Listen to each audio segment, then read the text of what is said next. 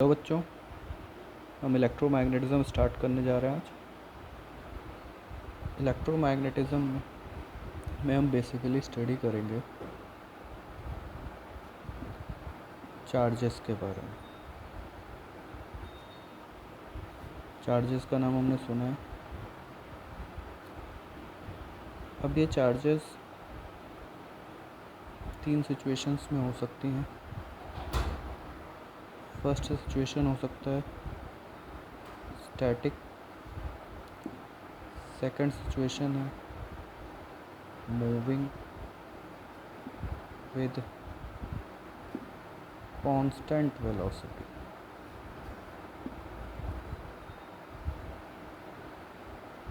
Third situation हो सकता है एक्सेलरेटेड मोशन ऑफ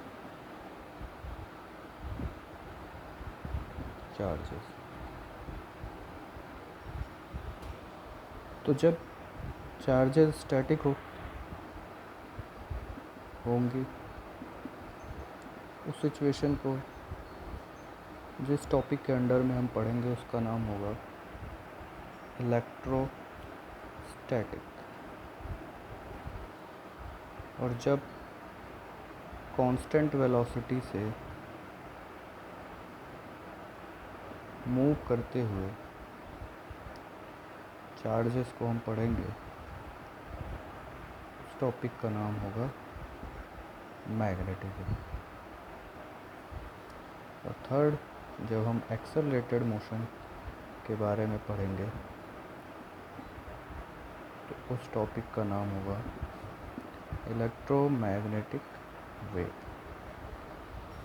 इससे हमें पता चलता है कि अगर एक चार्ज स्टैटिक है, मूव नहीं कर रहा, तो स्टैटिक के केस में वो केवल एक चीज़ बना सकता है जिसको हम बोलते हैं इलेक्ट्रिक फील्ड। एक तरीके की फील्ड ये जनरेट कर सकता है जिसका नाम है इलेक्ट्रिक फील्ड। और अगर वो कांस्टेंट वेलोसिटी से मूव कर रहा है तो वो मैग्नेटिक फील्ड को भी जनरेट कर सकता है। और अगर वो एक्सेलरेटेड मोशन कर रहा है तो इलेक्ट्रोमैग्नेटिक वेव भी वो जनरेट करता है।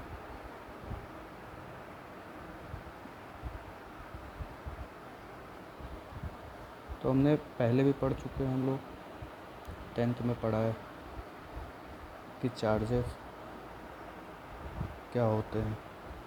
हर बॉडी के पास कुछ ना कुछ चार्ज होता है। बेसिकली 2 तरीके के चार्जेस होते हैं, पॉजिटिव एंड नेगेटिव। तो हम पहले चार्जेस के बारे में स्टडी कर लेते हैं और उनकी प्रॉपर्टीज़ को स्टडी करके देख लेते हैं। Properties of charges. तो पहला पॉइंट इसमें अगर हम देखें तो पहला पॉइंट हमें देखना होगा कि इसकी यूनिट क्या होती है। Unit of charge is coulomb, जिसको हम कैपिटल C से रिप्रेजेंट करते हैं। ये चार्ज की यूनिट होती है कूलम। और ये 2 टाइप के होते हैं चार्जेस, 2 टाइप के होते हैं। पहला कौन सा है? पॉजिटिव चार्ज, जिसे हम प्रोटॉन भी बोलते हैं। दूसरा कौन सा हो गया हमारे पास? नेगेटिव चार्ज, जिसको हम इलेक्ट्रॉन बोलते हैं। थर्ड पॉइंट क्या है? Smallest value of charge. Smallest value of charge ये कितनी होती है? ये होती है ±1.6 इंटू 10⁻⁻⁻19 कूलम। इसका मतलब क्या हुआ? इसका मतलब ये हुआ कि एक सिंगल प्रोटॉन पे, जिसको मैं +E से यहाँ पे डिनोट कर रहा हूँ, या एक सिंगल इलेक्ट्रॉन पे, जिसको मैं यहाँ -E से डिनोट कर रहा हूँ, इस पे कितना चार्ज होता है? 1.6 इंटू 10⁻⁻⁻19 कूलम। मतलब ये स्मॉलेस्ट वैल्यू ऑफ चार्ज होगी। इससे कम चार्ज किसी भी बॉडी के ऊपर एग्जिस्ट नहीं कर सकता। इसका मतलब हमारा ये हुआ कि ये स्मॉलेस्ट वैल्यू ऑफ चार्ज होगा। अब फोर्थ पॉइंट अगर हम देखें तो दो टाइप के हमारे पास चार्जेस होते हैं। जैसे पॉजिटिव चार्ज को अगर हम पॉजिटिव चार्ज के पास में लेके आते हैं तो ये एक दूसरे को रिपेल करेगा, क्योंकि ये सेम टाइप के चार्जेस हैं, और सेम टाइप के चार्जेस एक दूसरे पे फोर्स लगाएंगे और एक दूसरे को वो क्या करेंगे, रिपेल करेंगे। जैसे नेगेटिव भी एक दूसरे को क्या करेगा, रिपेल करेगा। नेगेटिव भी सेम टाइप के होगा, लेकिन पॉजिटिव और नेगेटिव चार्जेस जब एक दूसरे के पास आएंगे तो ये एक दूसरे को क्या करेंगे, अट्रैक्ट करेंगे, क्योंकि ये डिफरेंट टाइप के हैं, डिफरेंट नेचर के हैं। एक दूसरे को क्या करेंगे, अट्रैक्ट करेंगे।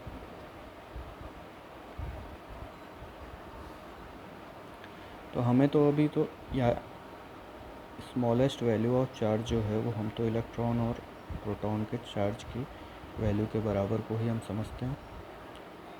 स्मॉलेस्ट वैल्यू ऑफ चार्ज कितनी हो गई, 1.6 इंटू 10⁻⁻⁹ कूलम। पहला पॉइंट फिर से हम देख लेते हैं, यूनिट ऑफ चार्ज क्या हो गया, कूलम हो गया। टाइप कितने टाइप के होते हैं, positive charge, negative charge. Proton बोलते हैं पॉजिटिव चार्ज को, नेगेटिव को हम क्या, इलेक्ट्रॉन बोलते हैं। स्मॉलेस्ट वैल्यू ऑफ चार्ज कितना हो सकता है, 1.6 इंटू 10⁻⁻⁹ कूलम। पॉजिटिव एक दूसरे को रिपेल करेंगे, नेगेटिव पॉजिटिव एक दूसरे को अट्रैक्ट करेंगे। नेक्स्ट बात ये है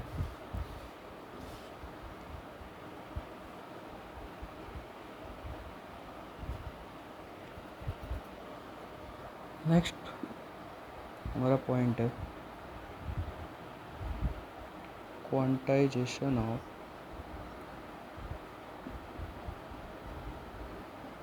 चार्जेस। क्वांटाइजेशन ऑफ चार्जेस का मतलब हमें ये समझना है, इसका एक फॉर्मूला होता है Q = +-NE। अब इस चीज़ को समझना पड़ेगा हमें ऐसे कि मान लो हमारे पास दो बॉडीज़ हैं, ये दो बॉडीज़ हैं हमारे पास। इसके ऊपर हमारे पास सपोज़ करो 100 इलेक्ट्रॉन है और 150 प्रोटॉन है। इसके पास हमारे पास 110 इलेक्ट्रॉन है और इसके पास हमारे 100 प्रोटॉन। कोई भी वैल्यू हो सकती है इन दोनों में।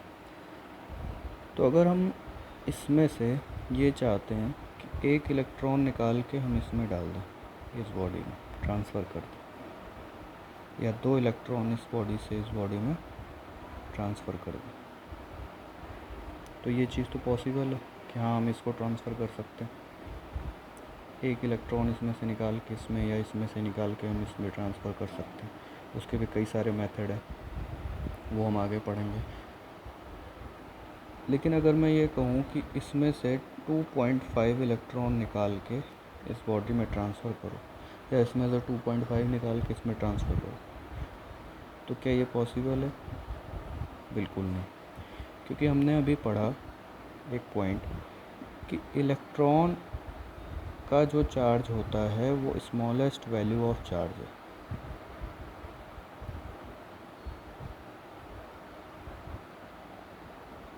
ये चीज़ हमने पढ़ी। हाँ, दो इलेक्ट्रॉन अगर ये बोलता है इसमें से इसमें ट्रांसफ़र करो तो हम दो तो ट्रांसफ़र कर लेंगे, लेकिन अगर हमें 0.5 ट्रांसफ़र करना होगा तो थर्ड वाले को तो हमें ब्रेक करना पड़ेगा। और जब इलेक्ट्रॉन ही सबसे स्मॉलेस्ट है तो क्या हम इलेक्ट्रॉन को ब्रेक कर सकते हैं? ये पॉसिबल है नहीं। तो इसका मतलब ये है कि ये वैल्यू, फ्रैक्शनल वैल्यू का ट्रांसफ़र इस बॉडी से इस बॉडी में या इस बॉडी से इस बॉडी में ट्रांसफ़र नहीं हो सकता। मतलब एक बॉडी पे, किसी एक बॉडी पे जो टोटल चार्ज होगा वो Q = एन के बराबर ही हो सकता है और वह n इक्वल्स टू 1 2 3 4 कुछ भी होगा, लेकिन वो कैसा होगा, इंटीजर नंबर में होगा। n कोई फ्रैक्शनल वैल्यू नहीं हो सकता, कोई भी फ्रैक्शनल वैल्यू नहीं हो सकता, ये पॉसिबल नहीं है। इसलिए पॉसिबल नहीं है क्योंकि इलेक्ट्रॉन को ही हमने सपोज किया है कि इलेक्ट्रॉन सबसे छोटी यूनिट है चार्ज की और इसे हम ब्रेक नहीं कर सकते। फ्रैक्शनल वैल्यू बनाने के लिए हमें इलेक्ट्रॉन को ब्रेक करना पड़ेगा। तो Q इक्वल्स टू एन का मतलब हो गया Q is a total charge on body, n क्या हो गया, नंबर ऑफ इलेक्ट्रॉन और प्रोटॉन, और E क्या हो गया, चार्ज ऑन वन इलेक्ट्रॉन और प्रोटॉन। इसे हम बोलते हैं क्वांटाइजेशन ऑफ चार्जेस। मतलब अगर किसी भी बॉडी पे कोई चार्ज है तो नंबर ऑफ चार्जेस हमेशा इंटीजर नंबर में ही लाई करेंगे, वो कभी भी फ्रैक्शनल नंबर में नहीं हो सकता। ये मतलब है हमारा क्वांटाइजेशन ऑफ चार्ज का। अब हम बात करें, एक बात होती है, एक ने सुना होगा कि एटम जो होते हैं, एटम वो कैसे होते हैं, न्यूट्रल। अब इस न्यूट्रल का मतलब क्या होता है, न्यूट्रल का मतलब चार्जलेस। मतलब न्यूट्रल का मतलब अगर हम सोचते हैं कि न्यूट्रल का मतलब ये होता है कि उस बॉडी पे कोई चार्ज है ही नहीं, चार्जलेस है बॉडी। लेकिन ये बात गलत है। न्यूट्रल का मतलब ये होता है कि जितने पॉजिटिव चार्जेस हैं उस बॉडी पे उतने ही same number of negative charges, जितने पॉजिटिव चार्जेस हैं उतने ही नंबर ऑफ नेगेटिव चार्जेस हैं। इसलिए इस बॉडी को हम न्यूट्रल बॉडी बोलते हैं। ऐसा हम नहीं कह सकते कि इस बॉडी के पास चार्ज नहीं है। इस बॉडी के पास चार्ज है, 2 पॉजिटिव चार्ज हैं तो 2 नेगेटिव चार्ज हैं। तो चार्जलेस कोई बॉडी एग्जिस्ट करती नहीं है दुनिया में, हर बॉडी के पास चार्जेस होते हैं।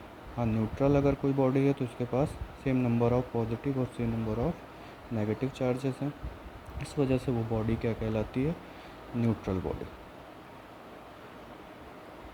अब हम एक बात और समझें कि अगर अब किसी भी बॉडी से या किसी भी सरफेस से, एक ये सरफेस है, ये न्यूट्रल था, ऐसा समझो ये न्यूट्रल था। अब इसके पास सपोज करो 6 नंबर ऑफ प्रोटॉन और 6 नंबर ऑफ इलेक्ट्रॉन थे। 6 नंबर ऑफ प्रोटॉन और 6 नंबर ऑफ इलेक्ट्रॉन्स थे। तो ये बेसिकली कैसी बॉडी हो गई, न्यूट्रल बॉडी। अब इसको हम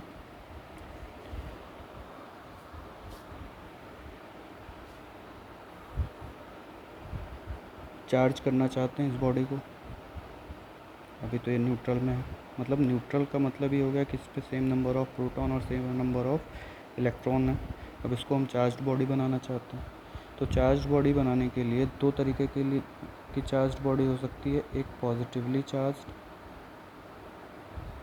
और दूसरी कैसी, नेगेटिवली चार्ज्ड।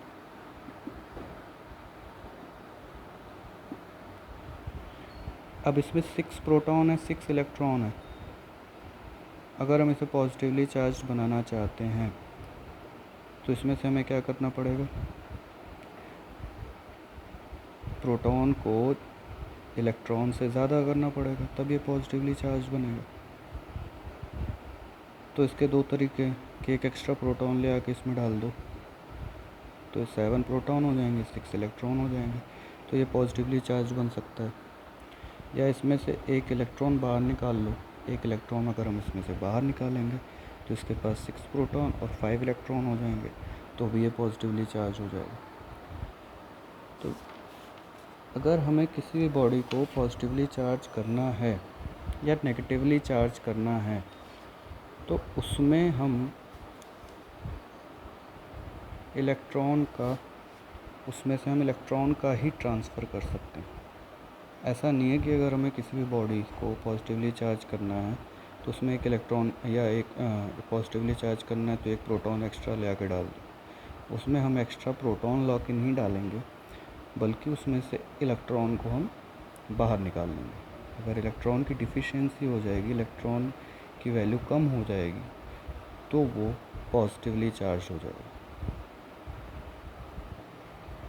मतलब अगर किसी भी बॉडी को हम चार्ज कर रहे हैं फॉर चार्जिंग एनी बॉडी, तो बेसिकली हम किसका ट्रांसफ़र कर रहे हैं? Transfer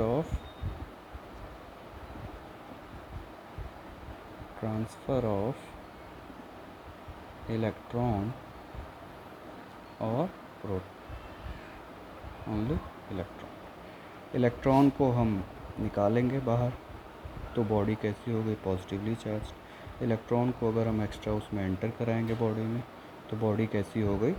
negatively charge. तो बेसिकली चार्जिंग, किसी भी बॉडी का चार्जिंग, पॉजिटिवली चार्जिंग या नेगेटिवली चार्जिंग किस चीज़ पे डिपेंड करता है? ट्रांसफ़र ऑफ इलेक्ट्रॉन के। क्योंकि अगर हम समझें तो एटम का स्ट्रक्चर हमें ऐसे समझ में आता है कि बेसिकली एटम का कुछ ऐसा स्ट्रक्चर होता है कि इलेक्ट्रॉन क्या होते हैं? बाहर की तरफ घूमते रहते हैं ऑर्बिट में, और प्रोटॉन सारे कहाँ पे होते हैं? न्यूक्लियस में। तो अगर मैं इस एटम से इस एटम में चार्जेस को ट्रांसफ़र करना चाहता हूँ तो प्रोटॉन को निकाल के इसमें ट्रांसफ़र करना ज़्यादा इजी होगा या इलेक्ट्रॉन को निकाल के ट्रांसफ़र करना ज़्यादा? हमें समझ में आता है ना कि इलेक्ट्रॉन को निकाल के इधर डालना ज़्यादा इजी होगा कंपेयर टू प्रोटॉन। तो इस वजह से जब भी कोई भी बॉडी चार्ज करी जाती है तो वो due to transfer of electron की वजह से ही वो चार्ज हो सकती है, उसमें प्रोटॉन का कोई रोल नहीं होता। अब एक पॉइंट हमें याद रखना, पॉजिटिवली चार्ज्ड बॉडी मतलब क्या होता है? Deficiency of electron. इस बात को समझना कि अगर कोई बॉडी चार्ज्ड है पॉजिटिवली तो इसका मतलब उसमें इलेक्ट्रॉन की डिफिशियंसी है, और नेगेटिवली चार्ज बॉडी का मतलब होता है एफिशिएंसी ऑफ इलेक्ट्रॉन, कि उसमें इलेक्ट्रॉन ज़्यादा हैं कंपेयर टू प्रोटॉन।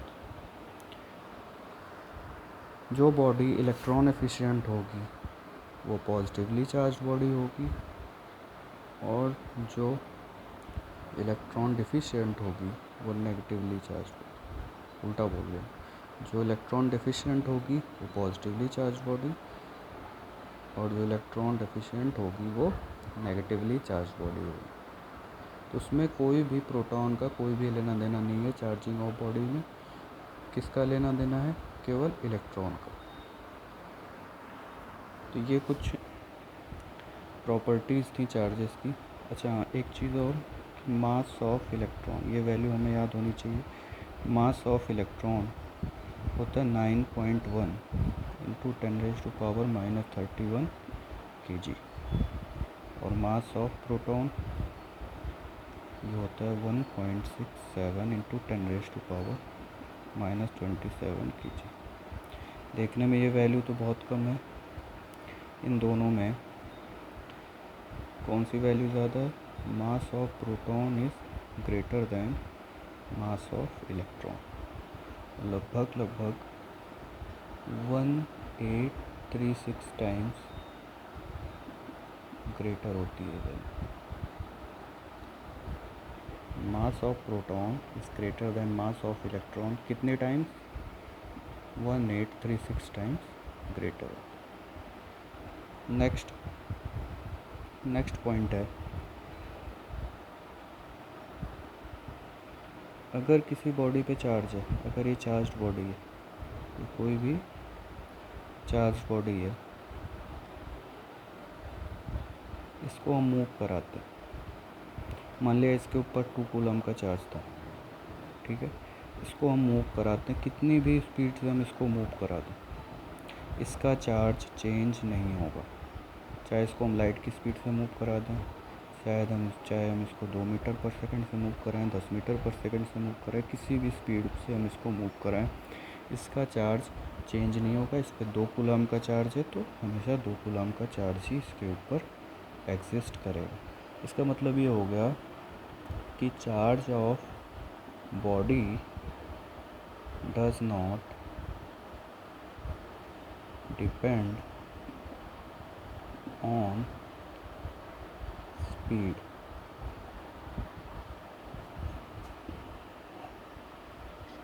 बट हमने एक फॉर्मूला देखा होगा, अगर हम बात करें इसी बॉडी का मास कैपिटल M है और इसको हमने किसी स्पीड से मूव करा दिया, तो ये mass can vary with speed of body.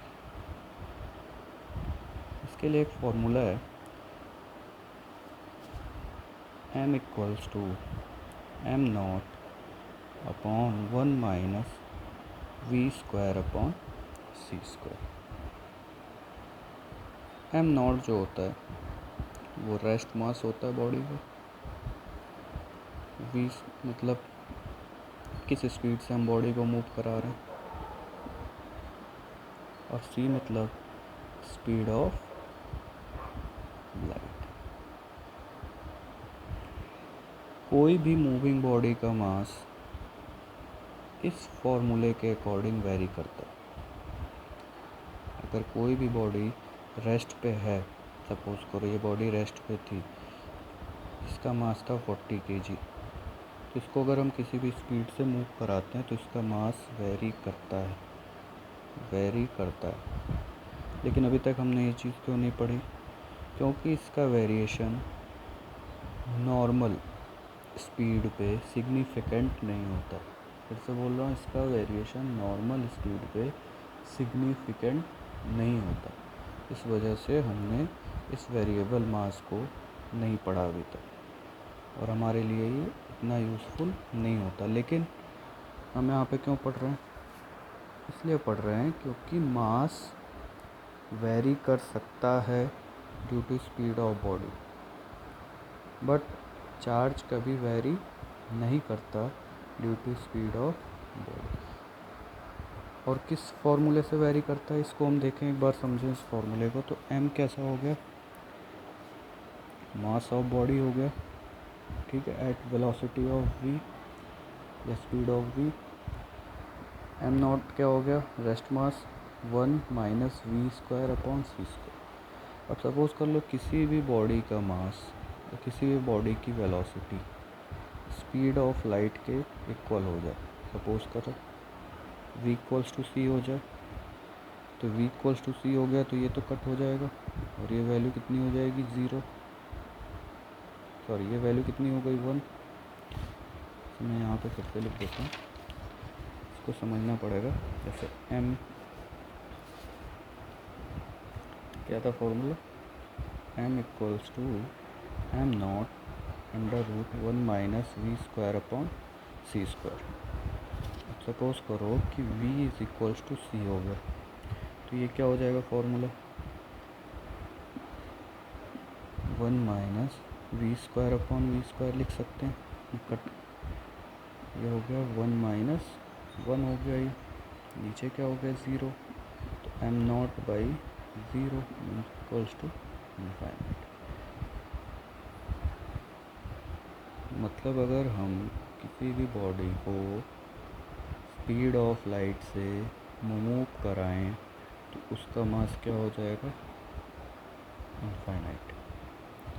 कोई भी मास रहा हो, स्टार्टिंग में रेस्ट मास उसका कुछ भी रहा हो, 2 किलो 4 किलो 5 किलो कुछ भी रहा हो, लेकिन अगर हम स्पीड ऑफ लाइट से उसको मूव कराएंगे तो उसका मास इनफाइनाइट हो गया। इसका मतलब कि मास तो वेरी कर रहा है स्पीड की वजह से, 2 kg से वो क्या हो गया, इनफाइनाइट हो गया। तो इसका मतलब वो क्या हुआ, वेरी किया। वेरी किया किसकी वजह से, स्पीड की वजह से, ठीक है। लेकिन अगर इसी बॉडी पे 2 कूलम का चार्ज होगा तो वो रेस्ट पे भी 2 कूलम रहेगा, स्पीड ऑफ लाइट पे भी 2 कूलम रहेगा। रेस्ट पे भी 2 कूलम रहेगा और स्पीड ऑफ लाइट पे भी 2 कूलम रहेगा। चार्जेस वेरी नहीं करते due to speed of body, लेकिन मासेस वेरी करते हैं due to speed of body. ये पॉइंट ये था प्रॉपर्टी ऑफ चार्ज। अब इन सब का जो भी है, अभी इसको लेक्चर सुन के इसके सारे नोट्स तुम्हें तैयार करने हैं और नेक्स्ट लेक्चर मैं फिर अपलोड करता हूँ। Thank you.